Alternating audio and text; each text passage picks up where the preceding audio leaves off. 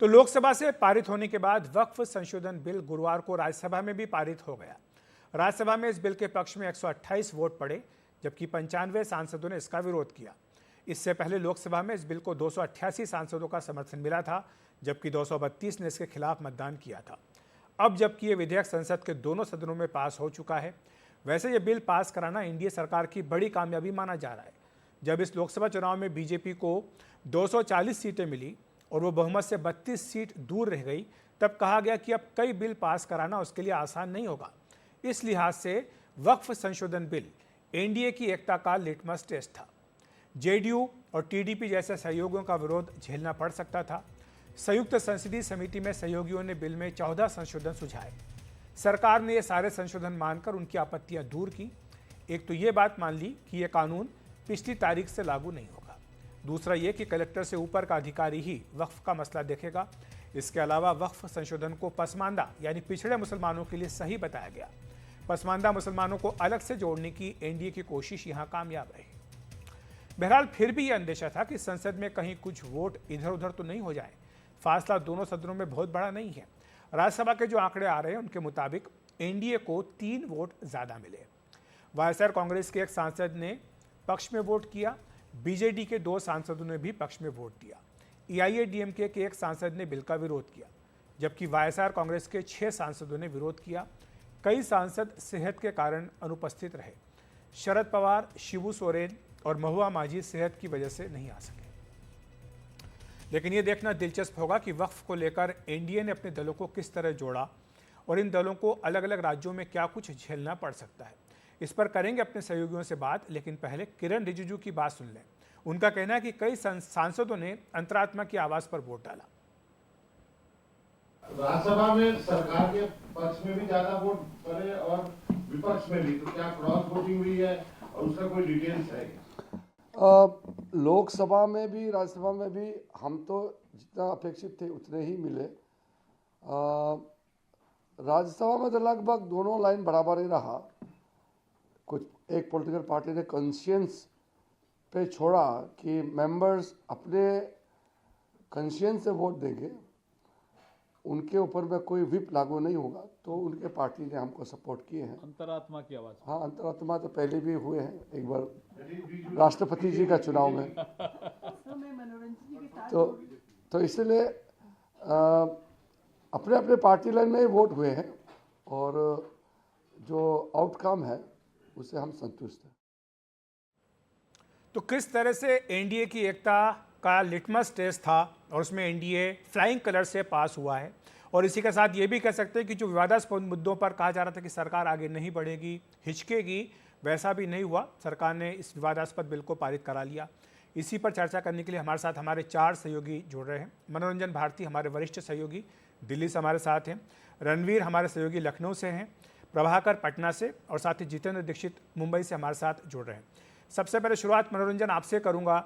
आप किस तरह से देखते हैं, क्योंकि विपक्ष चाह रहा था कि वो पार्टियां जो अपने आप को सेक्युलर कहती हैं, टीडीपी हो, चाहे जेडीयू हो, या फिर एनसीपी या फिर जेडीएस, ये सारी पार्टियां शायद सरकार को इस बिल को आगे लाने से रोकें। और ये भी कहा जा रहा था कि शायद सरकार सिर्फ पोस्टरिंग करना चाहती है बिहार चुनाव के लिए, लेकिन वैसा नहीं हुआ। सरकार ने बिल पारित भी करा लिया और सहयोगियों का साथ भी मिला। देखिए, दो सहयोगी जो सबसे महत्वपूर्ण थे वो थे जेडीयू और टीडीपी, और सरकार ने उनकी सारी बात मांगी। आपको मालूम है कि जेपीसी का गठन किया गया और जेपीसी में ही जितने भी संशोधन इन सहयोगी दलों के तरफ से आए, चाहे वो की तारीख की बात हो कि रेस्ट्रोस्पेक्टिव नहीं होगा या फिर किस स्तर का अधिकारी इसकी जांच करेगा, इन सब का जो संशोधन था वो जेडीयू और टीडीपी ने मूव किया था और ये सब चीज़ें बिल में डाली गई। और यही वजह है कि जो 14 संशोधन थे वो सारे जो सरकार के तरफ से थे वो एक्सेप्ट किए गए। अब रही जो वोटिंग की बात करूं, तो आज जब किरण रिजिजू जी ने प्रेस कॉन्फ्रेंस किया, उन्होंने कहा कि 17 घंटे 2 मिनट की बहस हुई राज्यसभा में। इससे पहले उन्होंने कहा कि 1981 में एस्मा बिल था जिस पर 15 घंटे की बहस हुई थी राज्यसभा में। उसी तरह लोकसभा में करीब जो है 16 घंटे की डिबेट हुई है। इस पूरे मामले में 14 घंटे की डिबेट हुई है। तो इतना बड़ा जो है सरकार लक्ष्य लेकर चल रही थी और कुछ भी जो है वो छोड़ना नहीं चाहती थी। अब जहां तक क्रॉस वोटिंग की बात करें तो निश्चित रूप से आपको ये समझना होगा कि शायद पार्टी लाइन या एनडीए या इंडिया गठबंधन इसके कहने के अलावे अलग अलग पार्टी के सांसदों ने जहां जहां उनको लगा कि उनके इलाके में उनको जवाब देना होगा, इस आधार पर वोट किया। जैसे देखिए वाईएसआर कांग्रेस के एक सांसद ने बिल के पक्ष में वोट किया, जबकि 6 सांसदों ने बिल के खिलाफ वोट किया। आपको याद होगा जब वाईएसआर कांग्रेस की सरकार थी वहां पे, तो उन्होंने 5 जो है उप मुख्यमंत्री बनाए थे, जिसमें कि एक माइनॉरिटी का भी मुख्यमंत्री था। तो शायद उनको लगता होगा कि इस वोट बैंक को एड्रेस करना ये जरूरी है। सबसे बड़ी बात है एआईडीएमके जो कि सरकार की सहयोगी मानी जाती है, एक तरह से तमिलनाडु में शायद बीजेपी के साथ मिलकर चुनाव लड़े, उनके एक सांसद ने बिल के खिलाफ वोट किया। वहीं बीजेडी और वाईएसआर कांग्रेस ने कोई व्हिप इशू नहीं किया था, उसी वक्त लग गया था कि यहाँ पे क्रॉस वोटिंग होगी, और बीजू जनता दल के 2 सांसदों ने सरकार के पक्ष में या कहें बिल के पक्ष में वोट किए हैं। कई सांसद नदारत जो आपने पढ़ के बताए, उनके कुछ कारण दिए गए। एक तृणमूल कांग्रेस का भी सांसद वोटिंग में मौजूद नहीं था, उनके बारे में बताया गया कि उनका स्वास्थ्य खराब था। तो इन सब चीज़ों को लेकर के दोनों जो है सरकार और विपक्ष इसलिए खुश है कि सरकार को भी 3 वोट एक्स्ट्रा मिले हैं और विपक्ष को भी 3 वोट एक्स्ट्रा मिले हैं। लेकिन आपको मालूम है कि ये संख्या मायने नहीं रखती, क्योंकि बहुमत का आंकड़ा 119 ही था, इसलिए किसी को कोई दिक्कत नहीं थी, कोई टूट हट या मेजोरिटी चाहिए नहीं थी। संविधान संशोधन विधेयक ये था नहीं।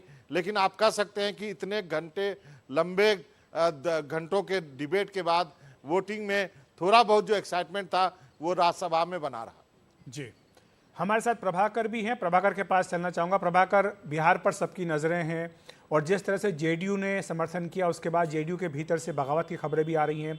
कई मुस्लिम नेताओं ने जेडीयू से इस्तीफा भी दे दिया और इसी तरह से आरजेडी इसको लेकर काफ़ी आक्रामक दिखाई दे रही है। तो क्या जेडीयू ने नफ़े नुकसान का आकलन कर लिया था? क्या उनके नेताओं को इस बात का अंदाज़ा है कि आरजेडी इसको एक बड़ा मुद्दा बनाकर उस पर मुस्लिम विरोधी होने का ठप्पा चिपका सकती है और इसका नुकसान भी कहीं उन्हें विधानसभा चुनाव में हो सकता है? या फिर ये कैलकुलेशन है कि अगर पोलराइजेशन होगा तो उसका काउंटर पोलराइजेशन भी हो सकता है? जी बिल्कुल, आपने सवाल भी किया और आपने जवाब भी दे दिया। और जेडीयू के नेता बिल्कुल यही मानते हैं कि अगर पोलराइजेशन होगा तो काउंटर पोलराइजेशन होगा। साथ में वो ये मानते हैं कि जब वो एनडीए में हैं और बीजेपी के साथ हैं तो जो majority of the Muslim votes है उन्हें वैसे भी नहीं मिलना था, तो वो वक्त बिल के खिलाफ वोट करते या उसके फेवर में वोट करते। उन्हें बहुत ज़्यादा इसमें उम्मीद नहीं थी, क्योंकि वो बीजेपी के कुनबे के साथ होकर चुनाव लड़ेंगे। जहाँ तक जेडीयू की बात है, उनकी चिंता दूसरी है। उनकी चिंता है नीतीश कुमार के छवि को लेकर। नीतीश कुमार बिहार में एक सेकुलर नेता के रूप में माने जाते हैं, चाहे वो बीजेपी के साथ हों या बीजेपी के विरोध में हों, और उस छवि को वो किसी भी हालत में नहीं चाहते, किसी भी सूरत में नहीं चाहते कि उस पर दाग लगे। तो ये दाग इस बार लगा है, जिससे लेकर इनकी चिंता है, क्योंकि जो मेजॉरिटी ऑफ द मुस्लिम नेता हैं या मुस्लिम वोटर्स हैं, उनको ये उम्मीद थी कि नीतीश कुमार इस बिल के खिलाफ आवाज़ उठाएंगे। वैसा हुआ नहीं। जेडीयू ने व्हिप जारी किया, जेडीयू ने वोट दिया इसके फेवर में, बीजेपी के साथ खड़ी रही, पार्लियामेंट के फ्लोर पे खड़ी रही। तो इससे उनके उस छवि को नुकसान पहुंचा है। इसका नुकसान क्या चुनाव में होगा, इसका आकलन जरूर जेडीयू ने आपस में किया है।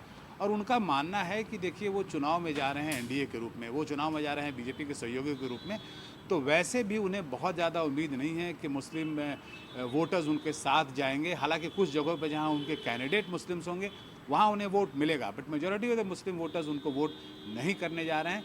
इसलिए इसका चुनावी तौर पे कोई बहुत बड़ा नफ़ा नुकसान हो वैसा जेडीयू नहीं मानती है, और उनकी छवि को नुकसान जरूर हुआ। और ये केवल जेडीयू की बात नहीं है, ये चिराग पासवान की भी कमोवेश वही स्थिति है। चिराग पासवान भी एक सेकुलर छवि बना कर रखना चाहते हैं, जैसे उनके पिता रामविलास पासवान रखते थे। तो चिराग पासवान और नीतीश कुमार दोनों की जो पर्सनल छवि थी एक सेकुलर नेता के रूप में, उस पर थोड़ा आघात हुआ है, थोड़ा डेंट लगा है। वोट के रूप में क्या उन्हें आघात लगेगा, वैसा मैं नहीं मानता हूं, और वैसा वो भी नहीं मानते हैं। दोनों दल के जो बड़े नेता हैं, हालांकि कैमरे पे ये बात वो नहीं बोलते हैं, लेकिन वो मानते हैं कि उसका कोई बहुत ज़्यादा असर चुनाव में नहीं दिखेगा। जी जी, बिल्कुल, तो चुनाव में असर नहीं दिखेगा, ये उम्मीद है जेडीयू की, एलजेपी की। रणवीर के पास चल सकते हैं। रणवीर, उत्तर प्रदेश इस लिहाज से काफ़ी महत्वपूर्ण है कि वहाँ पर बड़ी संख्या में वक्फ संपत्तियाँ हैं, और बल्कि वहाँ पर शिया और सुन्नी दोनों तरह की वक्फ संपत्तियाँ हैं। तो वहाँ पर किस तरह का असर पड़ेगा? हमने देखा कि समाजवादी पार्टी से लेकर काफ़ी आक्रामक थी, लेकिन एक तरह से वो इस बात को स्वीकार कर चुके थे कि ये बिल तो पारित होना ही है। क्या अब उनकी उम्मीदें भी इसी बात पर टिकी होंगी कि सुप्रीम कोर्ट से कोई फैसला आए और कुछ राहत वहाँ मिले?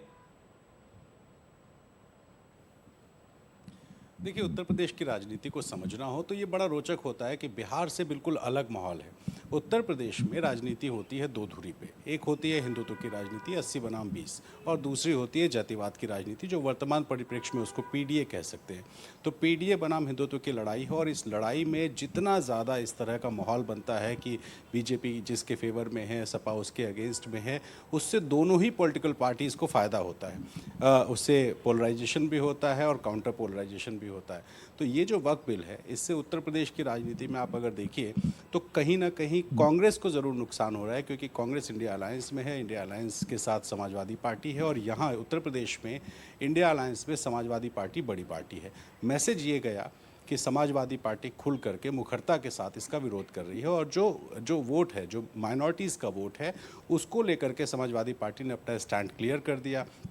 और बीजेपी, जिसका चेहरा उत्तर प्रदेश में मुख्यमंत्री योगी आदित्यनाथ हैं, उन्होंने क्लियर कर अपनी जो पिच है, हिंदुत्व की पिच है, 80 बनाम 20 की पिच है, उस पिच पर वो खुल करके खेल रहे हैं। ऐसे में नुकसान किसका हो रहा है?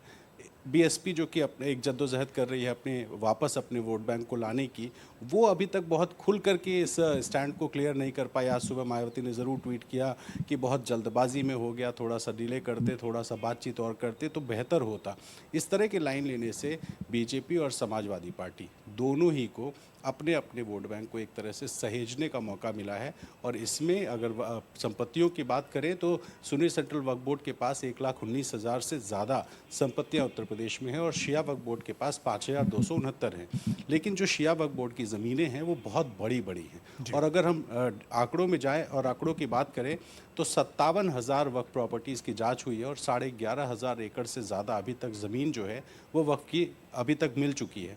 और विवाद की जब बात करते हैं तो विवाद में 90% से ज़्यादा ऐसा दावा है कि विवादित संपत्तियां हैं जिस पर एक्शन होगा। और जब ये कानून संशोधित तरीके से लागू हो जाएगा, और लागू होने के बाद एक बार यहाँ पर जब कार्रवाई शुरू हुई तो निश्चित तौर पे जो 80 बनाम 20 की राजनीति है वो इंटेंसिफाई होगी, और जब वो इंटेंसिफाई होगी तो 2027 के चुनाव पर बहुत बड़ा असर पड़ेगा। क्योंकि भारतीय जनता पार्टी जो ये साबित करने में लगी है कि वक्फ बिल जो है वो मुसलमानों के हित के लिए है, क्योंकि ये ख़ास बनाम आम की लड़ाई है, जिसमें ये कहा जा रहा है कि अमीर मुसलमानों ने गरीब मुसलमानों का नुकसान किया इस वक्फ बोर्ड के ज़रिए। वो जो लड़ाई है वो लड़ाई जो आगे और दिखाई देगी। और इस बिल के साथ साथ जो उत्तर प्रदेश की राजनीति की 80 बनाम 20 की लड़ाई है वो इंटेंसिफाई होती हुई निश्चित तौर पर आने वाले दिनों में दिखाई देगी, और यही राजनीति के आने वाले समय में लाइन भी तय करेगी। जी बिल्कुल, तो ये महत्वपूर्ण बात आपने बताई कि 27 के चुनाव में यूपी में एक बड़ा फैक्टर ये हो सकता है। जितेंद्र के पास चलते हैं, मुंबई में हमारे सहयोगी मौजूद हैं। दो महत्वपूर्ण प्रश्न आपसे जितेंद्र। पहली बात तो ये, शरद पवार को लेकर के वो नहीं आए, बताया गया कि उनकी तबीयत ठीक नहीं है, लेकिन जब लोकसभा में मतदान हुआ तो उनके 2 सांसद वहाँ पर गैर हाजिर थे, ये बताया गया। और दूसरा सवाल जो है वो, जिस तरह से यूबीटी शिवसेना और शिवसेना के बीच में इस मुद्दे को लेकर के वार पलटवार हुआ है, कहा जा रहा है कि बीएमसी चुनाव में शिवसेना ऐसे एक बड़ा मुद्दा बना सकती है उद्धव ठाकरे के खिलाफ। ऐसे में क्या समीकरण वहां पर बन रहे हैं?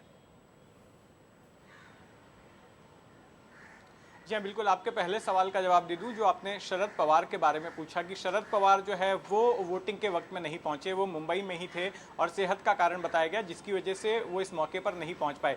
इसके अलावा जो गौर करने वाली बात ये थी कि लोकसभा में भी उनके 2 सांसद, एक अमोल कोल्हे और दूसरे बाल्या मामा जो कि भिवंडी से सांसद चुने गए थे, ये दोनों लोग जो है गैर हाजिर थे।